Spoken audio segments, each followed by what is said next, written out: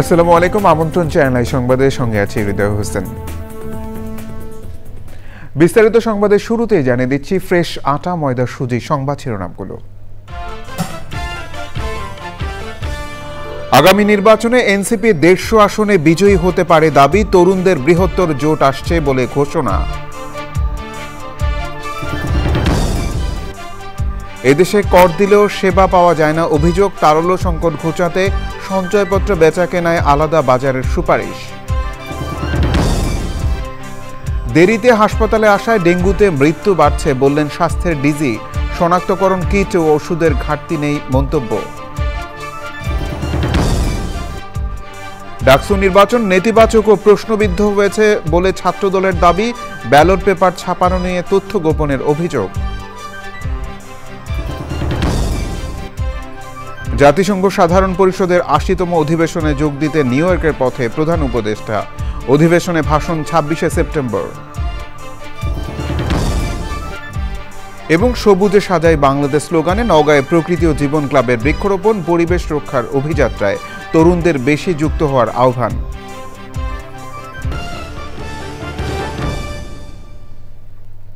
এছাড়াও নিটল ডাটা বিশেষ সংবাদে যা থাকছে।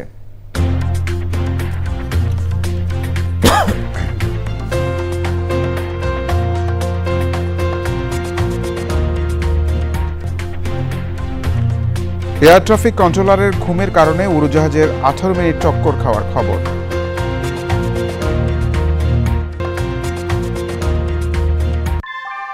ভূমিকম্প সহনীয় মোস্ট ডিউরেবল দেশের প্রথম থার্মেক্স রড সালাম স্টিল। সালাম স্টিল বোঝে ডিউরেবিলিটি। সালাম স্টিল, মোস্ট ডিউরেবল স্টিল। সংবাদ শিরোনামগুলো জানাচ্ছিলাম। এখনকার এই সংবাদ আয়োজন একই সঙ্গে চ্যানেলের ইউটিউব চ্যানেল এবং চ্যানেল আয়ের ওটিটি প্ল্যাটফর্ম আই স্ক্রিনে লাইভ স্ট্রিম হচ্ছে। আগামী জাতীয় সংসদ নির্বাচনের 150 আসনে জয়ী হওয়ার আশা করছে জাতীয় নাগরিক পার্টি এনসিপি। প্রধান নির্বাচন কমিশনারের সাথে সাক্ষাৎ শেষে দলটির মুখ্য সমন্বয়ক নাসির উদ্দিন পাটোয়ারি বলেছেন, 100 আসন পাওয়ার অবস্থাও বিএনপির নেই। তরুণদের নেতৃত্বে নতুন জোট আসছে উল্লেখ করে তিনি বলেন, শাপলা প্রতীক পাওয়ার বিষয়ে ছাড় দেবে না এনসিপি। একই দিন নির্বাচন কমিশনে বৈঠক করেছে ইউরোপীয় ইউনিয়নের প্রতিনিধি দল। নাজিব বেকার রিপোর্ট। সরকারের নির্ধারিত সময়ে জাতীয় সংসদ নির্বাচন করতে বিভিন্ন ধরনের প্রস্তুতি সারছে নির্বাচন কমিশন। এই অবস্থায় নির্বাচন ভবনে কমিশনের কর্মকর্তাদের সঙ্গে বৈঠকে বসে ইউরোপীয় ইউনিয়নের ৮ সদস্যের প্রতিনিধি দল। পরে নির্বাচন কমিশনার আবুল ফজল মোহাম্মদ সানাউল্লাহর সাথেও সাক্ষাৎ করে দলটি। একই দিন প্রধান নির্বাচন কমিশনারের সাথে বৈঠকে বসে এনসিপির প্রতিনিধি দল। পরে দলের নেতারা বলেন, নিবন্ধন নিয়ে সুখবর পেতে যাচ্ছে এনসিপি। যে নিবন্ধন প্রক্রিয়া, সেটা অনেকে যারা পরিশ্রম করেছেন পুরো দেশবাসী তাকিয়েছিল, সেটাতে আমরা একটি পজিটিভ সাইনের দিকে যাচ্ছি এবং একটা সুখবর আসছে। আমরা যেহেতু বিএনপি না, এজন্য বিএনপির ব্লকও যাচ্ছে না। আমরা যেহেতু জামাত না, এজন্য জামাতের ব্লকও যাচ্ছে। গত 15 বছরে যে তরুণরা আন্দোলন করেছিল, অনেকেই দল সৃষ্টি করেছিল, তারা অনেকেই সম্মত হয়েছেন এনসিপির ব্যানারে যোগ দেওয়ার জন্য। আমরা তাদের সাথে আলোচনা চলমান রেখেছি। এটা আমাদের সিদ্ধান্ত হয়েছে যে আমরা একসাথে একীভূত হয়ে কাজ করব। নির্বাচনে এনসিপি বড় ধরনের সাফল্য পাবে বলেও মনে করে দলটির নেতারা। আমরা 300 আসনে প্রার্থী দিব ইনশাল্লাহ, এবং আমরা সেখানে বলেছিলাম যে আমরা 300 আসনে জয়ের জন্য আমরা প্রচেষ্টা করব। কিন্তু when it comes to the practical, আমরা সেখানে বলেছিলাম যে আমাদের 150টা আসন আমাদের উইন করার এবং একদম কনফার্ম এরকম জেতার মতন সিচুয়েশনে আছে। আমি মনে হয় একবার বলেছিলাম বিএনপির 50-100 আসনের উপরে যাবে না, কিন্তু আপনারা তো এখন বাস্তব সিনারিও দেখতে পাচ্ছেন কোন দিকে তলানিতে যাচ্ছে। যে বিএনপি জামাতকে ভণ্ডামি বাদ দিতে হবে বলে মন্তব্য করে এনসিপি নেতারা বলেন, আগামী সংসদে আওয়ামী লীগ ও জাতীয় পার্টি থাকতে পারবে না। কিন্তু এখানে একটা বিষয় যে নাজিব বেক, চ্যানেল আই, ঢাকা। 111-এর -2 ফর্মুলা বাস্তবায়নের চেষ্টা হচ্ছে বলে অভিযোগ করেছেন বিএনপির সিনিয়র যুগ্ম মহাসচিব রুহুল কবির রিজভী। নয়াপল্টনে কেন্দ্রীয় কার্যালয়ে এক আলোচনায় তিনি বলেছেন, এই লক্ষ্যে 5ই আগস্টের পর থেকে বিএনপির বিরুদ্ধে অপপ্রচার চালানো হচ্ছে। ডাকসু নির্বাচন নিয়ে প্রশাসনের ভূমিকার সমালোচনা করেন তিনি। আসন্ন দুর্গাপূজায় যেন কোনো ধরনের অপ্রীতিকর ঘটনা না ঘটে সে ব্যাপারে নেতাকর্মীদের সতর্ক থাকার আহ্বান জানিয়েছেন রিজভী।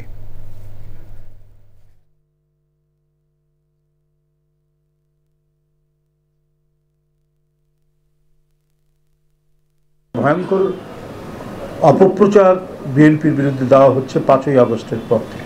সরকারের উপদেষ্টা থেকে শুরু করে বিভিন্ন রাজনৈতিক দল টার্গেট করে বসলো বিএনপিকে। 111-এর -2 যে তত্ত্ব দেওয়া হয়েছিল সেই তত্ত্বের সাথে এটা মিলে যায়। একজন তো সরে গেছে, পালিয়ে গেছে, এখন বিএনপির বিরুদ্ধেও বিভিন্ন তকমা লাগিয়ে তাকে যদি রাজনীতির ময়দান থেকে সরিয়ে দেওয়া যায়, এই ধরনের কিছু অসমতল মাঠ করার চেষ্টা চালানো হচ্ছে। আপনারা চোখ কান সব খোলা রাখবেন যাতে কোনোভাবেই হিন্দু সম্প্রদায়ের একটি বড় ধর্মীয় উৎসব এই দুর্গাপূজায় যেন কোনো ধরনের অপ্রীতিকর কোনো ঘটনার সৃষ্টি না হয়। অর্থ উপদেষ্টা বলেছেন, এদেশে ট্যাক্স দিয়েও সেবা পাওয়া যায় না। বাইরের দেশে ট্যাক্স দিলে জনগণ সরকার থেকে ভালো সেবা পায়। তিনি বলেন, সরকারের আয়ের জন্য শুধু ট্যাক্সের উপর নির্ভরতা কমিয়ে অন্যদিকেও মনোযোগ দেওয়া দরকার। একই অনুষ্ঠানে বাংলাদেশ ব্যাংকের গভর্নর বলেন, তারল্য বাড়াতে সঞ্চয়পত্র বেচা কেনার জন্য আলাদা লেনদেনযোগ্য বাজার তৈরি করতে হবে। পরাগ আজিমের রিপোর্ট। বাংলাদেশে বন্ড ও সুকুক বাজার উন্নয়নে Bangladesh securities and exchange commission ও ঢাকা স্টক এক্সচেঞ্জের আয়োজনে সেমিনার। অংশ নেন সরকারি নীতি নির্ধারক, সরকারি বেসরকারি আর্থিক প্রতিষ্ঠান ও নিয়ন্ত্রক সংস্থার প্রধানসহ আর্থিক খাত সংশ্লিষ্টরা। দীর্ঘমেয়াদী ঋণ ও বিনিয়োগের ক্ষেত্রে ব্যাংকের উপর নির্ভরতা কমিয়ে বন্ড ও সুকুক বাজার উন্নয়নের তাগিদ দেন তারা। বন্ড এবং সুকুক হচ্ছে আমাদের ইনভেস্টরদেরকে সবচেয়ে বেশি প্রোটেকশন দেবে। সবকিছু খারাপের মধ্যে এই দুটো প্রোডাক্টের কম্পারেটিভলি সবচেয়ে বেশি secured. We have a huge pool of সঞ্চয়পত্র. In principle, it should be tradable. It's a non-tradable segment of the market. You have a tradable, you can get out of it if you in the secondary market, and increases the liquidity in the market. Non-government সঞ্চয়পত্র needs to be also tradable and needs to be structured like a bond. That way we can double the bond market size overnight. আলোচনায় অংশ নেন প্রধান উপদেষ্টার বিশেষ সহকারী ও পুঁজিবাজার উন্নয়ন কমিটির চেয়ারম্যান ডক্টর আনিসুজ্জামান চৌধুরী।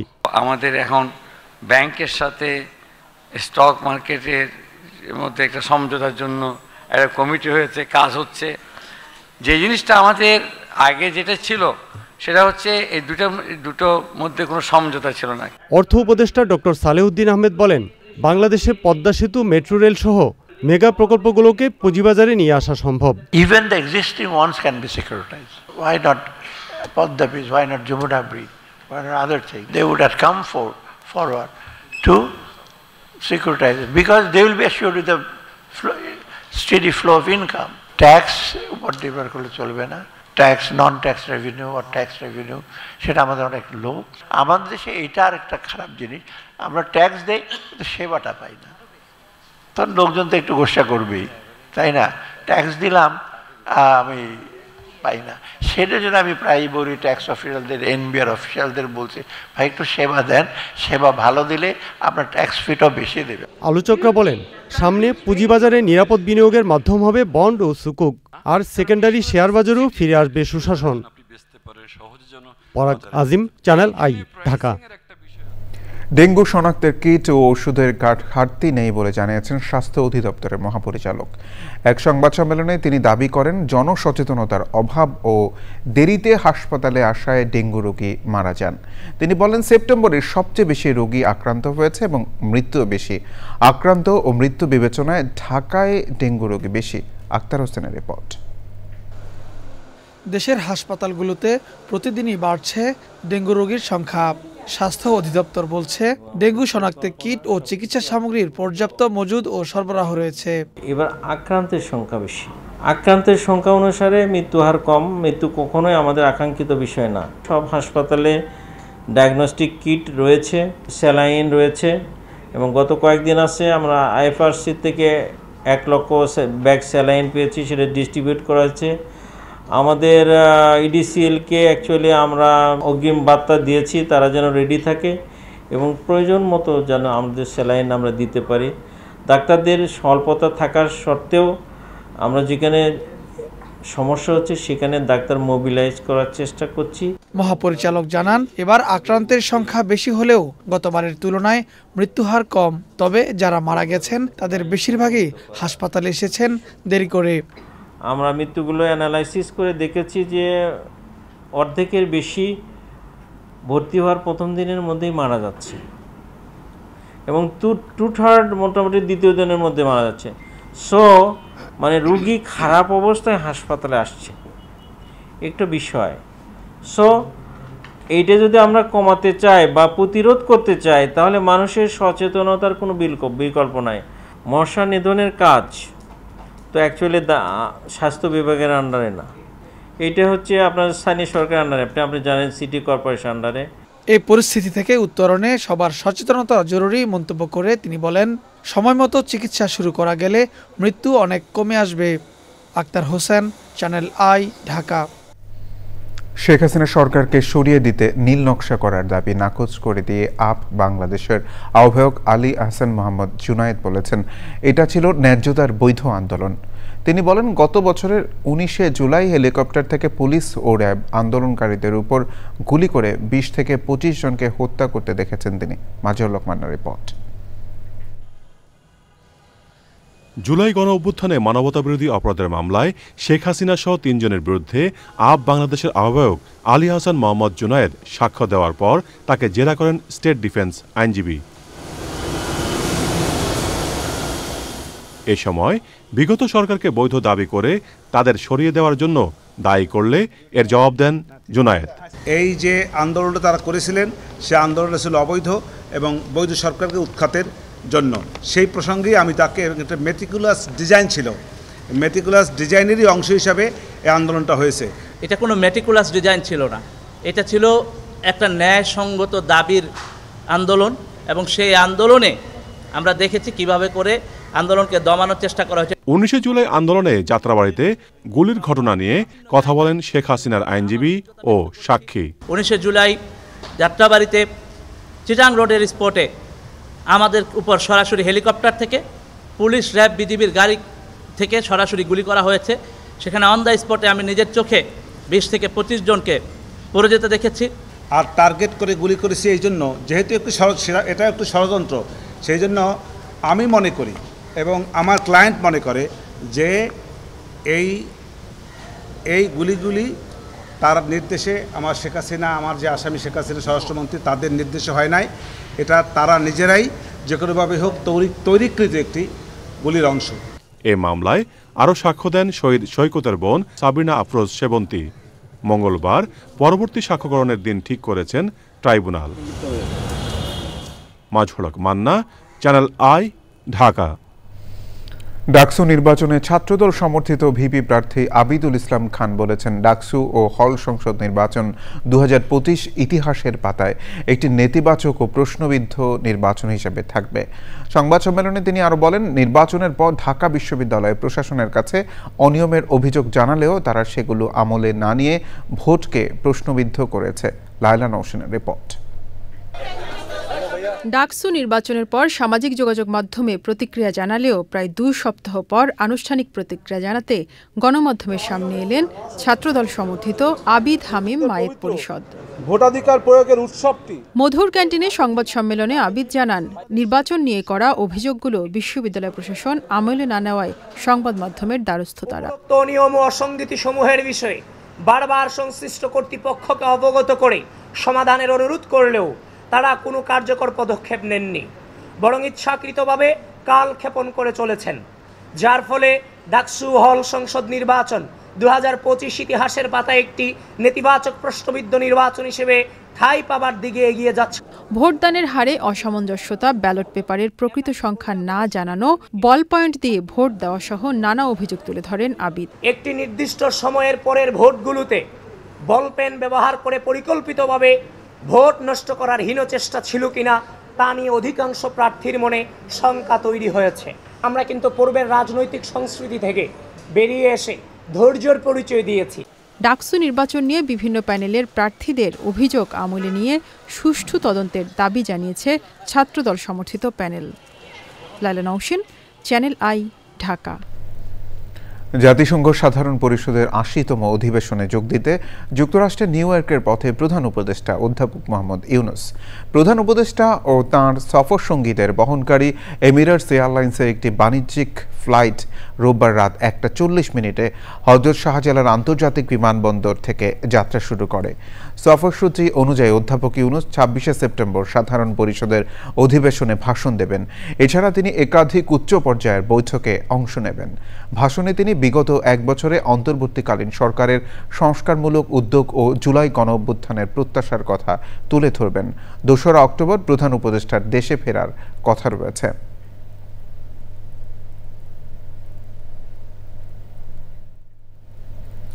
আবহাওয়ার বৈরী আচরণ প্রশমনে অধিক পরিমাণে বৃক্ষরোপণের বিকল্প নেই বলেছেন বিশিষ্টজনরা। সবুজে সাজাই বাংলাদেশ স্লোগানে নওগাঁতে প্রকৃতি ও জীবন ক্লাবের বৃক্ষায়নে যুক্ত হয়ে টেকসই অগ্রযাত্রা নিশ্চিতে পরিবেশ রক্ষার অভিযাত্রায় তরুণদের আরও বেশি যুক্ত হওয়ার আহ্বান সুধীজনদের। সে সময় মোবাইল নেটওয়ার্ক অপারেটর বাংলালিংকের সহায়তায় গাছের চারা বিতরণ করা হয়। ইমরুল কায়েসের তথ্য ভিডিওচিত্রে মোশাহেদ রনির রিপোর্ট। দেশজুড়ে প্রকৃতি ও জীবন ক্লাবের ব্যাপক সবুজায়নের অভিযাত্রায় নওগাঁয় দ্বিতীয় ধাপের বৃক্ষায়ন ও বিতরণ কর্মসূচি। মোবাইল নেটওয়ার্ক অপারেটর বাংলালিংকের সহায়তায় কার্যক্রমে অংশ নেন শিক্ষার্থী ছাড়াও নানা শ্রেণী পেশার মানুষ। সারা বাংলাদেশে একসময় কত গাছ ছিল, সেই গাছ কিন্তু দিন দিন কমে গেছে।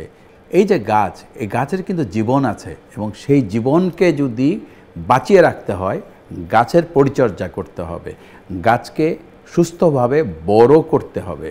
আসুন সবাই মিলে আমরা নানা ধরনের গাছ তো লাগাবই, তার সাথে যেই বৃক্ষগুলো অনেক উঁচু হয় সেই গাছগুলোও লাগাবো। এই গাছ যেন আমরা রোপণ করার মাধ্যমে, পরিচর্যার মাধ্যমে এই বাংলাদেশটাকে ভালো রাখি।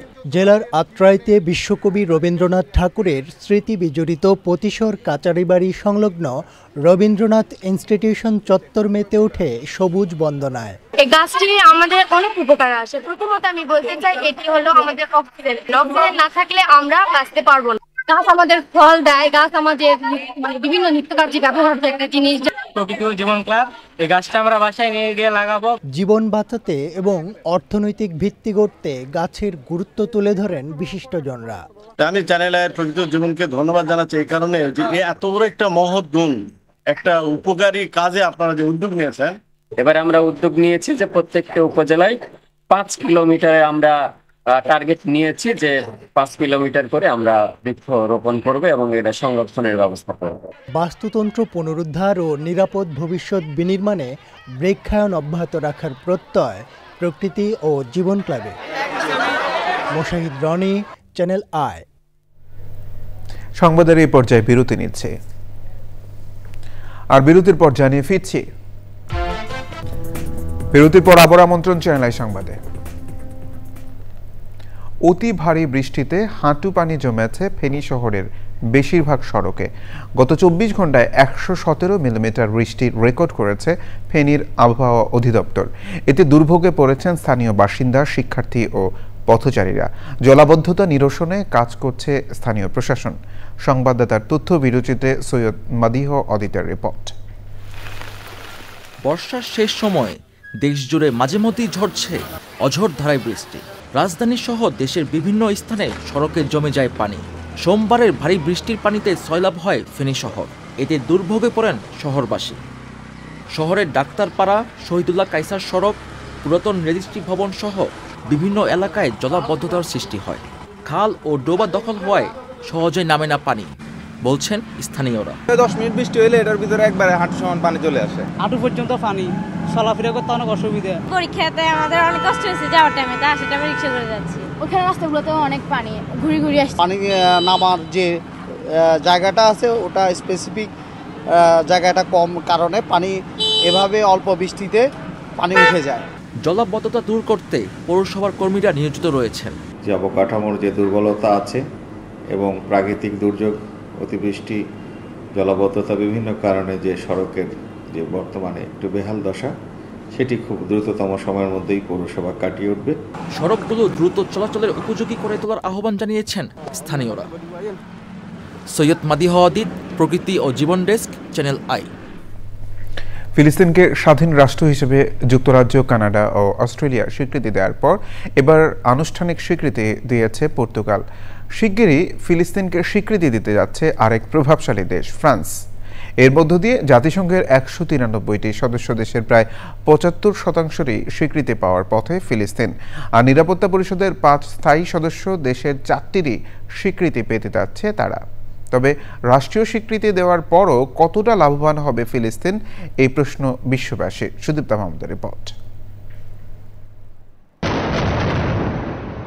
গাজা ও পশ্চিম তীরে ইসরায়েলি বাহিনীর ধ্বংসযজ্ঞের মধ্যে ফিলিস্তিনকে স্বাধীন রাষ্ট্রের স্বীকৃতি দিল প্রভাবশালী 3 দেশ, যুক্তরাজ্য, কানাডা ও Australia. Today we join over 150 countries who recognize a Palestinian state also. এর পরপরই নিউ ইয়র্কে জাতিসংঘ সাধারণ পরিষদের অধিবেশনের আগে ফিলিস্তিনকে স্বীকৃতি দেন পর্তুগালের পররাষ্ট্রমন্ত্রী Paulo র্যাঞ্জেল। Não apaga, todavia, a catástrofe humanitária. জাতিসংঘ নিরাপত্তা পরিষদের স্থায়ী সদস্য দেশ ফ্রান্সের শিগগিরই ফিলিস্তিন রাষ্ট্রের স্বীকৃতি দেওয়ার কথা থাকলেও সরকারকে চাপ দিতে প্যারিসে সমাবেশ করেছেন হাজারো ফরাসি। গাজায় গণহত্যা বন্ধের দাবি জানান তারা। গাজায় 2 বছর ধরে চলছে ইসরায়েলি হামলা ও হত্যাযজ্ঞ। ফিলিস্তিনের স্বীকৃতির মাধ্যমে শক্তিশালী নৈতিক বার্তা দেওয়া গেলেও বাস্তবে পরিবর্তনের সম্ভাবনা কতটুকু, এ নিয়ে রয়েছে প্রশ্ন। ফিলিস্তিন এমন একটি দেশ যার অস্তিত্ব আছে আবার নেই। বিভিন্ন দেশে ফিলিস্তিনের কূটনৈতিক মিশন রয়েছে, জাতিসংঘের স্থায়ী পর্যবেক্ষক সদস্য তারা। তবে ইসরায়েলের সাথে বিরোধের কারণে ফিলিস্তিনের স্বীকৃত আন্তর্জাতিক সীমানা, রাজধানী ও সেনাবাহিনী নেই। ফিলিস্তিনকে একের পর এক আন্তর্জাতিক স্বীকৃতির মধ্যে গাজায় ইসরায়েলি হামলা থেমে নেই। 24 ঘন্টায় একই পরিবারের 25 সদস্য সহ আরও 68 ফিলিস্তিনি নিহত হয়েছেন। Sudipta Mahmud, channel I. নিটোল টাটা বিশেষ সংবাদ।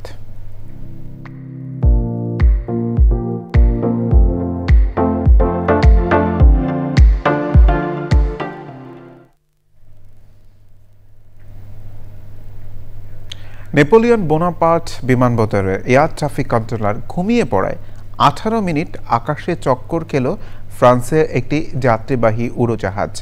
রাজধানী প্যারিস থেকে উড়াল দেওয়া এয়ার কর্সিকার এয়ারবাসে 320-এর পাইলট অবতরণের জন্য বারবার এয়ার ট্রাফিক কন্ট্রোলারের সঙ্গে যোগাযোগ করার চেষ্টা করলেও অপর প্রান্ত থেকে কোনো সাড়া পাওয়া যায়নি।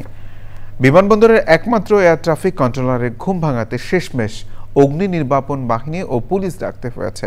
এরপর কন্ট্রোলার বিমানবন্দরের রানওয়েতে বাতি জ্বালিয়ে দেন এবং উড়োজাহাজটিকে অবতরণের অনুমতি দেন।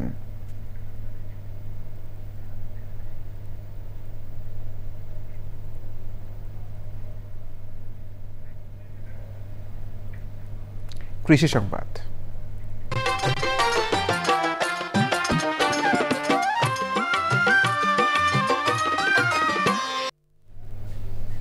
চলতি বছর অতিবর্ষণ ও অতিরিক্ত গরমে প্রায় সব চাষাবাদী ক্ষতিগ্রস্ত হচ্ছে। চাষিরা কিছুদিন আগে আমন ধানের চারা রোপণ করে শেষ করেছেন। এর মধ্যে ধানে ব্যাপক হারে হলুদ মাজরা পোকার সংক্রমণ দেখা দিয়েছে। নানা ধরনের কীটনাশক প্রয়োগেও সুফল পাচ্ছেন না চাষিরা।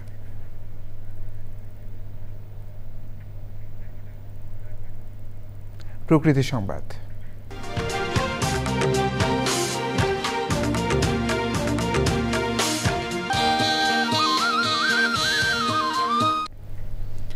পরিবেশ সংরক্ষণে দৃষ্টান্ত স্থাপন করেছে ফেনীর স্বেচ্ছাসেবী সংগঠন বালিগাঁও ইয়থ সোসাইটি। 16 বছর ধরে গাছে চারা বিতরণ, চারা রোপণের পাশাপাশি সংরক্ষণেও কাজ করছে সংগঠনটি।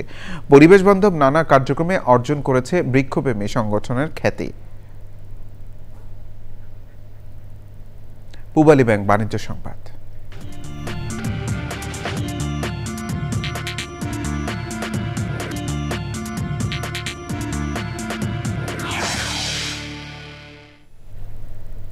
গাজীপুরের টঙ্গীতে পূবালী ব্যাংক পিএলসির উপশাখা চালু করা হয়েছে। উদ্বোধন অনুষ্ঠানে প্রধান অতিথি ছিলেন ব্যাংকের পরিচালক আজিজুর রহমান।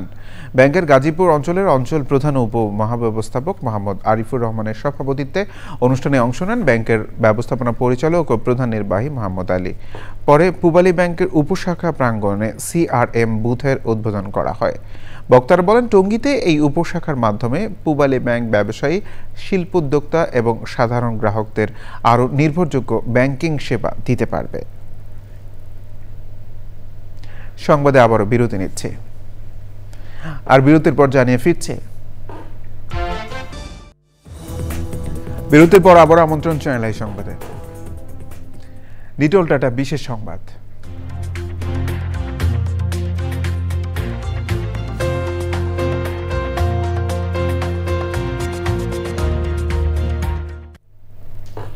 নির্বিচারে প্রকৃতি ধ্বংস ও চোরার শিকারে বিলুপ্তির দ্বারপ্রান্তে থাকা গন্ডার সংরক্ষণে অন্যান্য দেশের পাশাপাশি বাংলাদেশেও পালিত হচ্ছে বিশ্ব গন্ডার দিবস।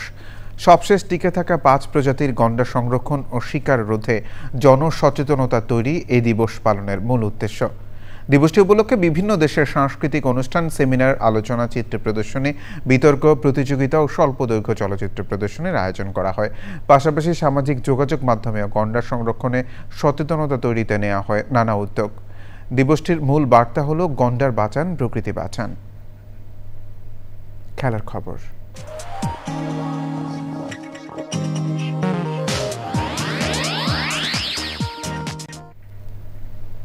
ভারত ও শ্রীলঙ্কায় হতে যাচ্ছে নারী ওয়ানডে বিশ্বকাপ। মঙ্গলবার ফ্লাইটে চড়ার আগে মিরপুরে হোম অফ ক্রিকেটে ফটো সেশনে অংশ নিলেন বাংলাদেশ নারী ক্রিকেট দলের সদস্যরা। এ নিয়ে সংবাদ সম্মেলনে অধিনায়ক নিগার সুলতানা বলেছেন, প্রস্তুতিতে ঘাটতি থাকলেও দল নিয়ে আশাবাদী তারা। সংবাদ শেষ করব সবশেষে ফ্রেশ আটা, ময়দা, সুজি। সংবাদ শিরোনামগুলো জানিয়ে দিচ্ছি আরও একবার। আগামী নির্বাচনে এনসিপি 150 আসনে বিজয়ী হতে পারে দাবি, তরুণদের বৃহত্তর জোট আসছে বলে ঘোষণা।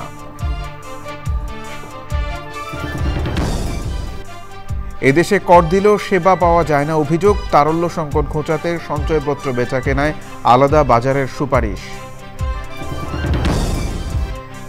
দেরিতে হাসপাতালে আসায় ডেঙ্গুতে মৃত্যু বাড়ছে বললেন স্বাস্থ্যের ডিজি, শনাক্তকরণ কিট ও ওষুধের ঘাটতি নেই মন্তব্য।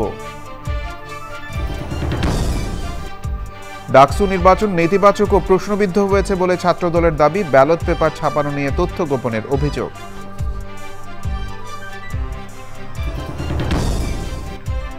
জাতিসংঘ সাধারণ পরিষদের 80তম অধিবেশনে যোগ দিতে নিউ ইয়র্কের পথে প্রধান উপদেষ্টা, অধিবেশনে ভাষণ 26শে সেপ্টেম্বর। এবং সবুজে সাজায় বাংলাদেশ স্লোগানে নওগাঁয় প্রকৃতি ও জীবন ক্লাবের বৃক্ষরোপণ, পরিবেশ রক্ষার অভিযাত্রায় তরুণদের বেশি যুক্ত হওয়ার আহ্বান।